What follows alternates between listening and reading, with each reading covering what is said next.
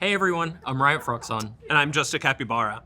As a recap, in the last dev update, we announced we are updating our systems to better detect and penalize disruptive behaviors like inting and griefing. So this time, we're back to let you know how this update went. When we rolled this out, it was really important to us to not punish low-skill players.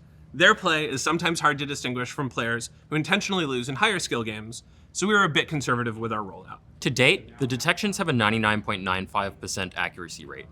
Given this success, we're continuing to invest in the system's capabilities. We'll also start holding higher skill games to a higher standard, since we know Diamond players don't ghost back to lane like Iron players might.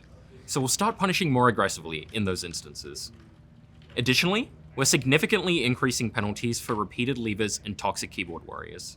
We've also seen a lot of your feedback on things that you felt were missing, like spamming Trundle Pillar or Nivea Wall or trolling TK ults on your teammates. So we've increased our detections to help identify those more accurately.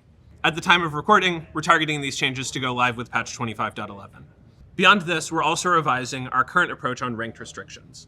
We've found that while ranked restrictions work in most cases, there are some players who get through their restriction games by ruining norms or swift play, which just sucks, and it isn't okay. While this percentage is low, we just don't think this behavior has any place in the game. So we'll be punishing ranked offenders with aggressive queue delays. There's also one more change we're working on, but wanted to get your thoughts on before implementing. We're looking at adding a new feature to automatically terminate games if egregious game-ruining behavior is detected. This means 9 people won't have to have their time wasted by a single player intent on trolling, similar to how Vanguard currently works for cheaters. We also wanted to take a moment to acknowledge some feedback we've seen on the honor system. We know it's frustrating to see that you're about to be demoted when you haven't changed how you play or how you interact with other players. This is due to some under-the-hood changes we made to the system back in patch 25.04. Since we released these changes, we changed how honor is evaluated in a way that doesn't line up with your expectations. So we'll be looking to iterate and improve on the experience in the coming months. While we're working on these improvements, nothing will change with Hextech chest distribution today. But as we mentioned when chests returned, we still fully intend on having some only earnable through higher honor levels in the future.